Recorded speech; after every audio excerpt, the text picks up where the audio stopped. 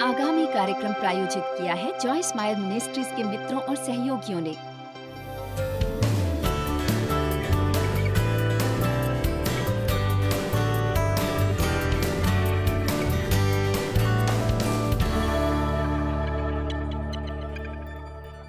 आप में से कितने प्रार्थना करते हैं और कितने ये चाहेंगे कि उनकी प्रार्थनाएं सुनी जाएं?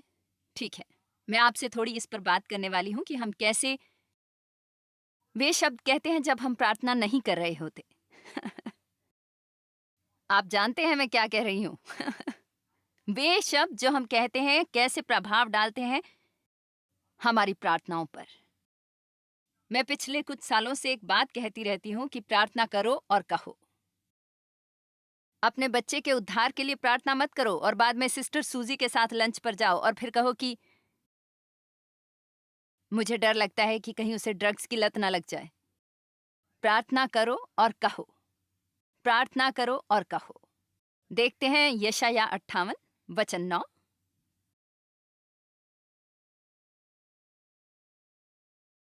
अगर आपने ये सुना होगा, शायद आप में से कुछ ने एक लंबे अरसे तक इस तरह की बातें सुनी होंगी कि मैं आज इस वचन पर शिक्षा देने वाली हूँ, ये मेरे काम का नहीं,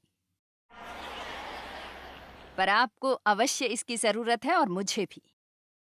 परमेश्वर मुझसे एक गंभीर स्तर पर निपट रहे हैं मेरे मुख्य वचनों के बारे में, और मैंने कहा कि मेरे ख्याल से मैं इसके लिए तैयार हूं। मैंने लंबी दूरी तय की है, पर मैं इसमें परफेक्ट नहीं हूं। ज्यादातर लोग जो बहुत बातें करते हैं वे भी नहीं हैं। और आप में से कुछ जो खामोश रहने वाले हैं, शायद आप भी ये नहीं कर रहे हैं, पर ये आप में है। बहुत सी सेल्फ टॉक है जो यहाँ चल रही है जिसे बदलने की जरूरत है। आमीन। और मैं बदलना चाहती हूँ, मैं बेहतर होना चाहती हूँ, मैं और वक्त जाया नहीं करना चाहती। मतलब मैं विजय पाना चाहती हूँ। 20 साल पहले जिसमें विजय पाने में मुझे 5 साल लग गए, अब मैं उसे 5 दिन में पाना चाहती हूँ। मैं नहीं चाहती कि इसे घसीटती रहूं, बस घसीटती रहूं। मैं चाहती हूँ परमेश्वर मुझे मेरे वचन का सामर्थ्य कुछ इस तरह दिखाए कि मुझ में श्रद्धापूर्ण भय उत्पन्न हो, परमेश्वर का अद्भुत तेज मुझ पर हो उन बातों को लेकर जो मैं जानती हूँ कि या तो मुझे ठेस पहुंचाएंगी या किसी और को। अगर आज आपको लगता है कि आपको इसकी जरूरत नहीं है, आप उधर बैठ सकते हैं मेरे लिए अफसोस करते हुए, पर मैं ये करने वाली हूँ क्योंकि मुझे इसकी जरूरत है। आमीन। यशाया अध्याय 58 वचन 9, जो ये बताता है कि क्या है जो परमेश्वर को प्रसन्न करता है और क्या नहीं। पर यह खास कर बात करता है सुनी गई प्रार्थनाओं के बारे में और हमारे मुख्य वचनों के बारे में। तब आप पुकारेंगे और परमेश्वर जवाब देंगे। आप रोएंगे और वो कहेंगे लो मैं आ गया। यदि यदि यदि सब लोग कहें, यदि आप अपने बीच से अत्याचार हटा दें जहां भी वो आपको मिले, यानी घृणा में अत्याचार सहने वाले या परमेश्वरीय की ओर, और आप हर प्रकार से इसे हटा दें, हर तरह का गलत, अत्याचारी, अन्यायी और कटु वार्तालाप, तो परमेश्वर जवाब देंगे। तो ये बहुत स्पष्ट है कि परमेश्वर कह रहे हैं कि तुम चाहते हो मैं जवाब दूं जब तुम पुकारो। आप चाहते हैं कि आपकी प्रार्थनाएं जल्द से जल्द सुनी जाए, तो यहाँ कुछ है जिसे करने की आपको जरूरत है उन प्रार्थनाओं की ओर। मैंने एक कमिटमेंट की है करीब पिछले नवंबर दिसंबर में कि मैं पहले से कहीं ज्यादा प्रार्थना करूंगी। इसका ये मतलब नहीं कि मैं हर दिन कई घंटों तक घुटने टेक कर बैठी रहूं। इसका मतलब है मैं पहले से कहीं ज्यादा तुरंत ही कुछ बातों के लिए प्रार्थना कर रही हूँ। कई किस्म की प्रार्थनाओं से धन्यवाद देना, स्तुति करना, पता है, जैसे याचना और दूसरे लोगों के लिए मध्यस्थता करना। मैं चाहती हूँ कि वो प्रार्थनाएं सुनी जाएं। मैं किसी ऐसी चीज के प्रति समर्पित नहीं रहना चाहती जो बेकार है और फल रहित है। मेरा मानना है, मेरे लिए मैं आपसे वो साझा करना चाहूंगी जो मुझे प्राप्त हो रहा है। मेरा मानना है परमेश्वर मुझसे एक गंभीर स्तर पर निपट रहे हैं मेरे मुंह के शब्दों के बारे में, क्योंकि अगर मैं ज्यादा प्रार्थना करने वाली हूँ और मुझे अति शीघ्र बेहतर जवाब मिलेंगे तो फिर उन्हें मुझे दिखाना होगा इसका दूसरा पक्ष भी। और मुझे नहीं लगता कि अब मुझे अपने मुंह से इतनी बड़ी समस्या है, पर कोई भी समस्या बहुत ज्यादा बड़ी हो जाती है यदि हम इसे पाल कर रखते हैं। आमीन। तो हम बहुत प्रैक्टिकली इस पर बात करेंगे कि कुछ बातें जो हमें अपनी मुंह से करनी है और जो नहीं करनी। हम पहले जो नहीं करनी उसके बारे में बात करेंगे। पहली बात जो आप परमेश्वर से पूछ सकते हैं कि हम हर समय चौकन्ने रहें जब हम ऐसा कर रहे हों, और मेरे ख्याल से यही स्थान है शुरुआत के लिए। हे परमेश्वर, जब मैं ऐसा कर रही हूं तो मुझे इसके प्रति आगाह करें ताकि मैं इसे रोक दूं, क्योंकि उनकी मदद के बिना ये नहीं रुक सकता।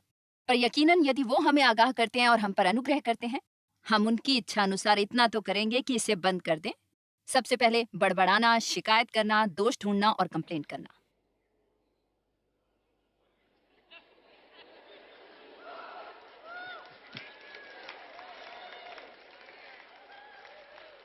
आप अपनी नौकरी के बारे में बड़बड़ा नहीं सकते, ना ही अपने बॉस के बारे में, ना ही अपनी पुरानी कार के बारे में।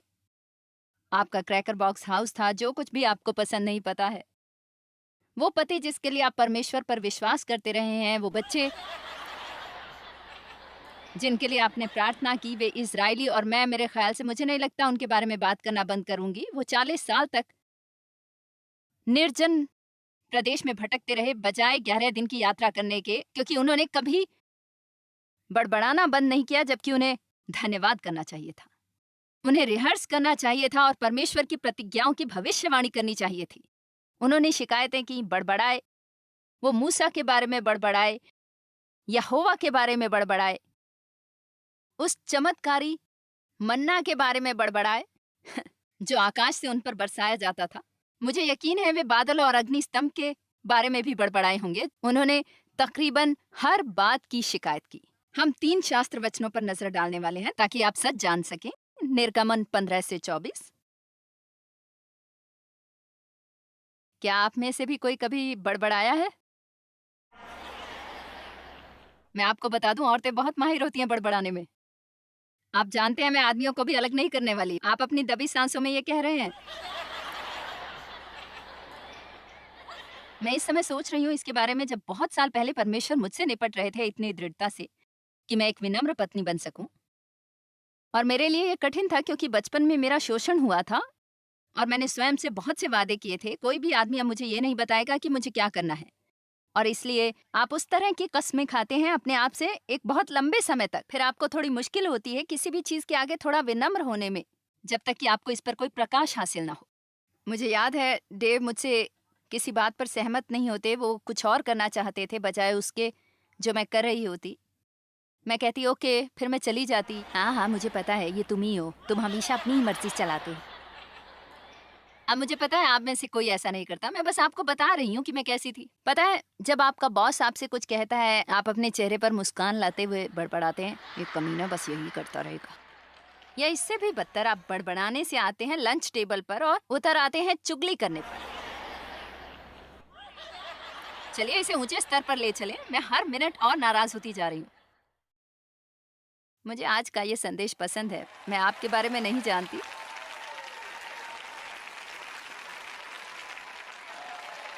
ओके, निर्गमन अध्याय 15 वचन 24। तब ये कहकर मूसा के विरुद्ध बकझक करने लगे कि हम क्या पिएं। निर्गमन 16 वचन 2। जंगल में इजराइलियों की पूरी मंडली मूसा और हारून के विरुद्ध बकझक करने लगी। अध्याय 17 वचन 3। देखें, वे बकझक करते रहे निर्गमन से लेकर गिनती तक, बस इर्द गिर्द घूमते रहे, इर्द गिर्द, बार बार उसी पहाड़ के। मैं आपको बता दूं, जब आप शिकायत करते हैं तो आप वहीं बने रहते हैं।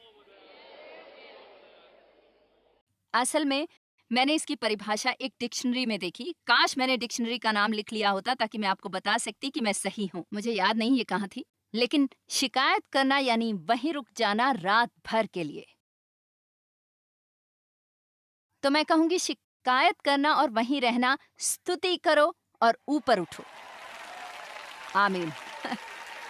हम वो कर सकते हैं जो इजरायलियों ने किया, या हम वो कर सकते हैं जो यीशु ने किया, क्रूस पर भी परमेश्वर की स्तुति। तब भी जब बातों से हमें इतनी बुरी ठेस लग रही हो कि हमें लगे कि हम ये नहीं सह सकते, आपको अपने मुंह पर अधिकार है, आपको अपने शब्दों पर अधिकार है, और कोई भी आपको कुछ कहने पर मजबूर नहीं कर सकता यदि आप ना चाहें। आमीन। आप वहां मेरी तरफ देख रहे हैं आंखें फैलाकर। फिलिपियो 2:14। मुझे ये बहुत पसंद है।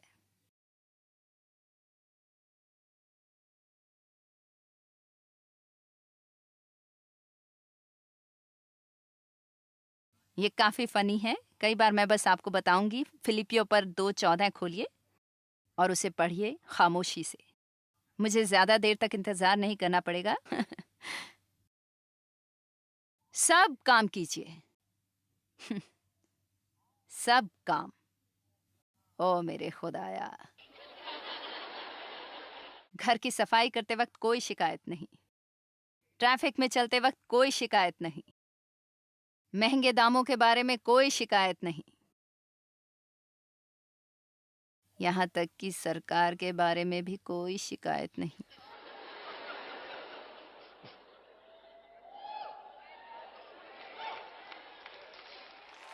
हम उनके लिए प्रार्थना कर सकते हैं, हम सच बता सकते हैं, पर बिना बकझक किए। सब काम करना है। अब मैं आपके बारे में नहीं जानती, पर मुझे सच बोलना होगा और आपको बताना होगा। मुझे नहीं लगता मैं पूरा दिन गुजार पाई हूं। और मैं ईमानदारी दिखा रही हूं। शायद सीधे सीधे शिकायत नहीं, पर यह बकझक वाली बात। और इसका मतलब है हम एक दूसरे ही स्तर पर बात कर रहे हैं। मुझे इतनी ठंड लग रही है, मुझे इतनी गर्मी लग रही है। शायद आप में से कुछ आज बकझक करते हुए इमारत में प्रवेश किए होंगे। आपको ये सीट नहीं मिली। उन लाइट्स के बारे में बड़बड़ा रहे होंगे जो आपकी आंखों में आ रही है, पर आपको टीवी प्रोग्राम पसंद है।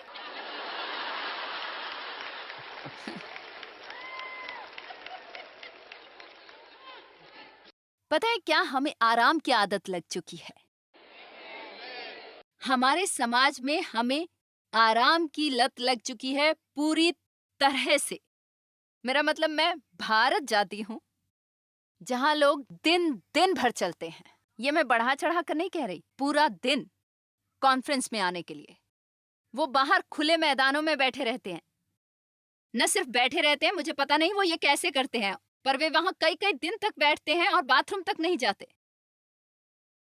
मुझे नहीं पता आपका ब्लैडर किस किस्म का है, पर मुझे ब्रेक चाहिए।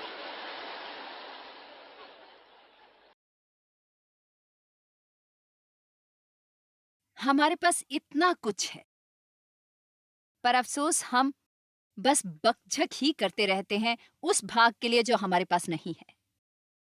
पर ये बदल सकता है, ये जल्द ही बदल सकता है, तेजी से बदल सकता है, और आज ही हम ये फैसला कर सकते हैं। बस यही है, मैं रेत पर लकीर खींच रही हूँ। आप या तो परमेश्वर को बुला सकते हैं या आप उन्हें निमंत्रण ना दें यदि नहीं चाहते, पर आप परमेश्वर को निमंत्रित कर सकते हैं। मैं चाहती हूँ कि प्रभु आप मेरे मुंह पर अधिकार करें, और मैं चाहती हूँ आप मुझे बताने लगे हर बार जब मैं आपको अपने शब्दों से नाराज करूं, और मुझे मनमानी न करने दें, क्योंकि मैं अब और ज्यादा इसमें नहीं रह सकती। मैंने इस क्षेत्र का अध्ययन किया है जब तक मैं थक नहीं गई, और अभी भी मुझे इसकी जरूरत है। पता है, डेव में इतनी समस्याएं नहीं है जितनी मुझ में है, क्योंकि डेव खामोश रहते हैं। वो बस, मेरा मतलब, जब से मेरी उनसे शादी हुई है, मैं बढ़ा चढ़ा कर नहीं कह रही, मैंने बस 3 बार ही उन्हें सुना है किसी को नापसंद करते हुए। मेरा मतलब, मैं 50 की थी जब तक मुझे मेरी पसंद के 3 लोग मिले।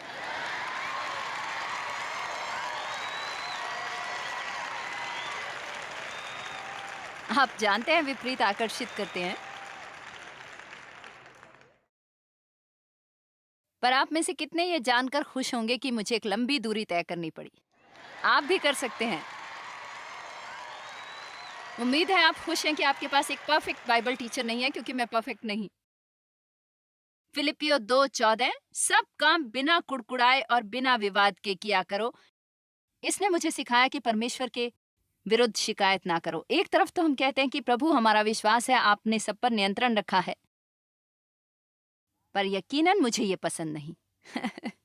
प्रभु, मेरे ख्याल से आपके पास संपूर्ण बुद्धिमत्ता है, आप सब जानते हैं और सब कुछ ठीक ठाक करते हैं, पर मुझे इससे नफरत है।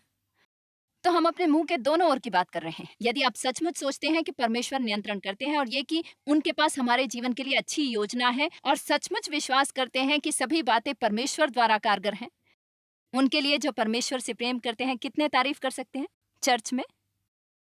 क्या आज की भक्ति अच्छी नहीं थी? हर कोई इस भक्ति से प्रसन्नता पा सकता है।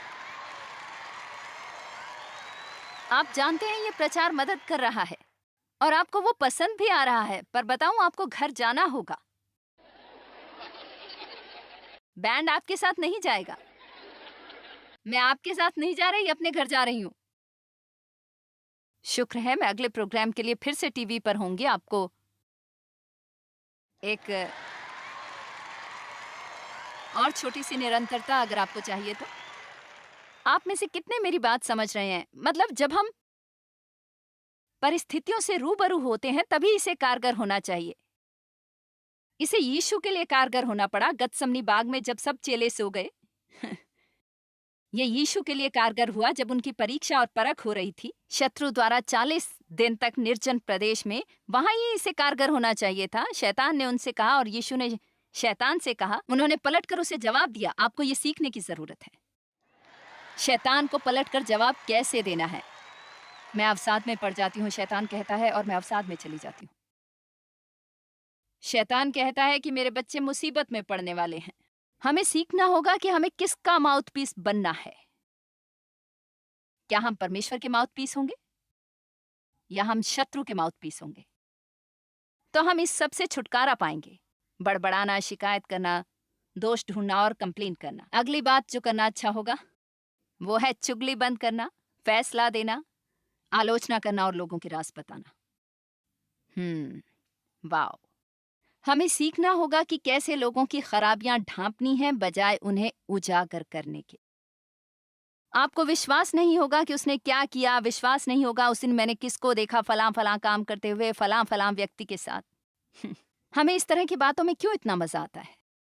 पता है, ये बस एक झटके वाली बात होती है। हम बताना चाहते हैं, हम वो होना चाहते हैं जिसे सब मालूम है। हम जानकारी में रहना चाहते हैं। भाई मैं आपको बता दूं कि क्या हुआ। आप अपने जीवन में एक बहुत बड़ा रायता फैला सकते हैं वो बातें बताकर, लोगों के बारे में बातें करते हुए जो आपको नहीं कहनी चाहिए थी। फिर ये वापस पलट कर आता है आपके जीवन में बड़ी समस्या के रूप में। क्या कभी आपने किसी के राज बताए हैं और बाद में आपको पता चला हो कि वो राज आपने बताए थे और तब वो अच्छा नहीं लगता है ना? मत्ती 7 वचन 1 से 8। आज मैं बहुत से शास्त्र वचन लाई हूं। ये मुंह वाली बात मेरा आइडिया नहीं है, ये परमेश्वर का आइडिया है। दूसरों का न्याय ना करो, आलोचना ना करो और उन्हें दंड आज्ञा मत दो, क्योंकि जिस तरह तुम उन पर दोष लगाते हो, आलोचना करते हो या उनका न्याय करते हो, उसी तरह तुम्हारा भी होगा। विंस्टन सैलम में 2 हफ्ते पहले मैंने दया का वरदान विकसित करने पर शिक्षा दी थी। जिस माप से तुम दूसरों को मापोगे उसी माप से तुम्हें भी मापा जाएगा। दोबारा आपसे इसी आधार पर निपटा जाएगा। अब आप जानते हैं हर एक चौथा और पांचवा शब्द स्वयं में एक संदेश है। दूसरों का न्याय मत करो। जिस तरह तुम दूसरों का न्याय करते हो उसी तरह तुम्हारा न्याय किया जाएगा। जिस नाप से तुम नापते हो उसी से तुम्हारे लिए भी नापा जाएगा। तो क्यों अपने भाई की आंख का तिनका देखता है और अपनी आंख का लट्ठा तुझे नहीं सूझता? तुम अपने भाई की आंख से तिनका क्यों निकालने की कोशिश करते हो जबकि तुम्हारी अपनी आंख में टिम्बर है? क्यों अपने भाई की आंख से तिनका निकालने की कोशिश करते हो जबकि तुम्हारी अपनी आंख में टेलीफोन पोल है?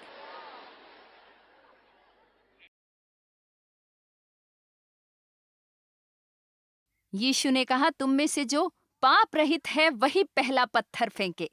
सबसे बेहतर मैं यही बता सकती हूँ कि केवल इस अवस्था में आपको अधिकार है दूसरों का न्याय करने का। मैं पाप का न्याय करने के बारे में नहीं बोल रही। हमें जानने की जरूरत है कि पाप क्या है और हमें उस पाप का न्याय करने की जरूरत है, पर पापियों का नहीं। दोनों में अंतर है। मैं ये कभी नहीं करूंगी। आप बेहतर है ध्यान रखें, मैं सावधान रहूंगी। अगर मैं आपकी जगह होती, मैंने ये कहा है और मुझे यही शब्द वापस लेने पड़े थे। आप में से कितने मेरी बात को समझे हैं? और मैं इस बात को परमेश्वरीय ढंग से निपटने की बात नहीं कर रही। मैं नहीं कह रही कि पाप पर आंख मूंद लो और हर बुरे काम को नजरअंदाज करो। मैं बात कर रही हूँ इसके प्रति हमारे रवैये के बारे में। मैं इस न्याय को मानती हूँ जिसकी बात की जा रही है कि ये लोगों के प्रति वो रवैया है, तुम ऐसा कैसे कर सकते थे, पर मुझे विश्वास नहीं होता। हम जानते हैं उन्होंने क्या किया, पर केवल परमेश्वर जानते हैं कि उन्होंने ऐसा क्यों किया। और मैं आपको बता सकती हूँ कि कुछ लोग हैं जिनका हमें आइडिया नहीं वो काम क्यों करते हैं जो वो करते हैं, पर ज्यादातर लोग न केवल स्वार्थी हैं लोगों के प्रति कि वो उन लोगों के साथ उठकर भयंकर बर्ताव करने लगते हैं। उनके जीवन में कुछ हुआ है जो अभी तक उन्हें ठेस पहुंचा रहा है, ऐसा कुछ चल रहा है। कहीं उनकी जिंदगी में कोई अभाव है और वे ये गलत काम कर रहे हैं उसकी भरपाई के लिए, जीवन में उस खालीपन को भरने के लिए, और उस खाली जगह को भरने के लिए वो बस गलत चीज चुनते हैं, पर परमेश्वर की दया से वे ठीक हो जाएंगे। आमीन। ताकि हम कह सकें, पता है, वो भाई व्यभिचार में है पर वो गलत है। मैं प्रार्थना करूंगी। आमीन। वचन 5, हे कपटी, पहले अपनी आंख में से लट्ठा निकाल ले, तब तू अपने भाई की आंख का तिनका भली भांति देखकर निकाल सकेगा। पवित्र वस्तु कुत्तों को ना दो और अपने मोती सुअरों के आगे मत डालो। मोती सुअरों के आगे मत डालो। सोचो, वो दुष्ट आत्माएं हैं। ऐसा ना हो कि वे उन्हें पांव तले रौंद दें और पलटकर तुमको फाड़ डालें। तो हम अपने जीवन में शत्रु के लिए दरवाजा खोल लेते हैं और हम लोगों के साथ प्रेम में नहीं चलते। पर मुझे ये बहुत पसंद है, मांगो तो तुम्हें दिया जाएगा, ढूंढो तो तुम पाओगे, खटखटाओ तो तुम्हारे लिए खोला जाएगा। तो वो आगे चलते हैं बातों से कि लोगों का न्याय ना करो, आलोचना ना करो, और हमें ले चलते हैं प्रार्थना में और प्रार्थना पर जोर देते हैं। तो यकीनन हम बस सोच ही नहीं सकते, ये दोनों अलग अलग विषय हैं। वो ये अवश्य कह रहे होंगे, मैं चाहता हूं तुम प्रार्थना करो, तुम खटखटाओ जब तक कि कोई द्वार नहीं खोलता। मैं चाहती हूं आप ढूंढें जब तक आप पा ना लें। प्रार्थना करना मत छोड़िए, पर ध्यान रहे आप लोगों से कैसे पेश आते हैं। उस रवैये के बारे में सावधान रहें जो आपका लोगों के प्रति है। आप आलोचनात्मक, न्यायपूर्ण और पाखंडी रवैया ना रखें लोगों के प्रति, और ज्यादा दया का इस्तेमाल करें। परमेश्वर प्रार्थनाएं और तेजी से सुन सकते हैं यदि हम और ज्यादा दया का इस्तेमाल करें बजाय आलोचना के। आमीन। दुनिया में बहुत से ऐसे लोग थे जो भटक गए थे। वे अदृश्य महसूस करते हैं। उनमें कोई सीख नहीं है सही और गलत के बारे में। उन्हें कहीं ज्यादा प्रार्थना की जरूरत है बजाय आलोचना और दंडाज्ञा के। आप जानते हैं बहुत से शास्त्र वचन हैं जिन पर हम जा सकते हैं न्याय ना करने के बारे में, पर मैं कुछ और चीजों पर जाना चाहती हूँ। नंबर 3, वो बातें जो आपको अपने मुंह से नहीं करनी। आप अपनी राय मत दें अगर ये मांगी नहीं गई या चाही ना गई हो। रास्ते में आते आते मैंने आज सुना था, क्या हो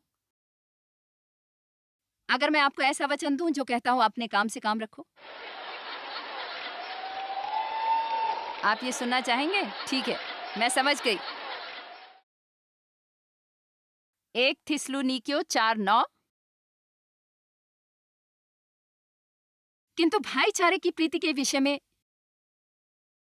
यह अवश्य नहीं कि मैं तुम्हारे पास कुछ लिखूं, क्योंकि आपस में प्रेम रखना तुमने आप ही परमेश्वर से सीखा है, और सारे मकदूनिया के सब भाइयों के साथ ऐसा करते भी हो।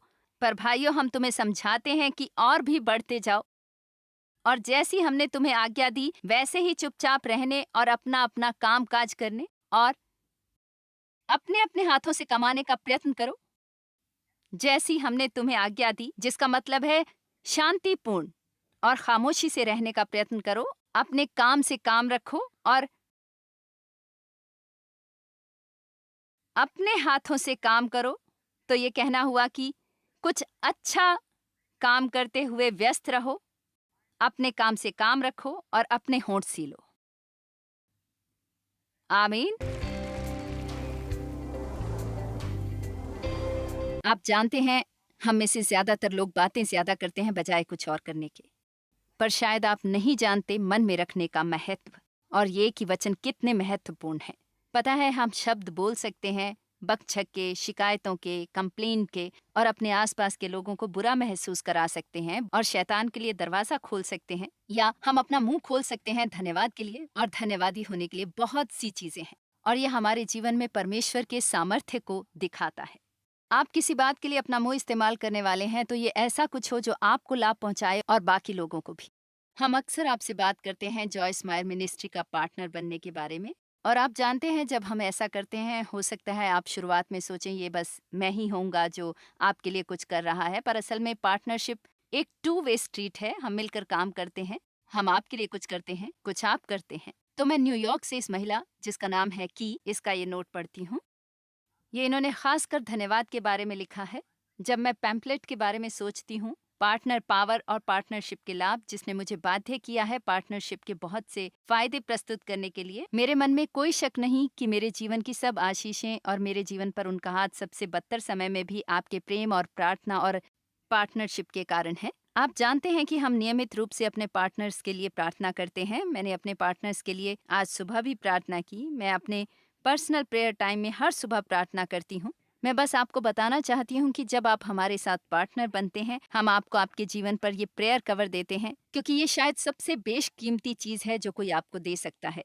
इसलिए जब हम आपके लिए प्रार्थना करते हैं, हम ये भी मांगते हैं कि आप हमारे लिए प्रार्थना करेंगे। यदि आप अभी तक हमारे पार्टनर नहीं बने हैं, हम आपसे मांगना चाहेंगे कि आप बन जाएं। मेरे ख्याल से ये आपके लिए बहुत लाभकारी रहेगा। हम बस यही मांगते हैं कि आप हमें एक फाइनेंशियल गिफ्ट भेजें, नियमित रूप से महीने में एक बार, सप्ताह में एक बार या साल में कई बार, और उसे बस प्रार्थना के साथ कीजिए, ये विश्वास करते हुए कि आप एक ऐसा बीज बो रहे हैं जो संसार भर में अंतर ला रहा है। और पता है, जब आप देते हैं, आप हमेशा परमेश्वर पर भरोसा कर सकते हैं कि वो आपको वापस देंगे कई कई गुना बढ़ाकर, खुशियों के साथ। पार्टनरशिप के बारे में और जानकारी पाने के लिए आप हमें फोन कर सकते हैं या आप हमसे ऑनलाइन संपर्क कर सकते हैं।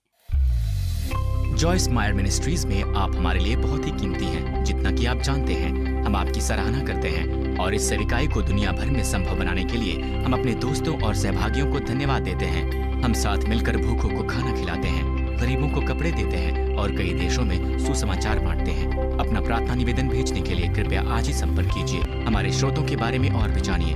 जॉयस की सभाओं की सूची देखिए हमारे साथ सहभागी बनने के लिए, क्योंकि हम दुनिया भर में मसीह के प्रेम को बांटते हैं।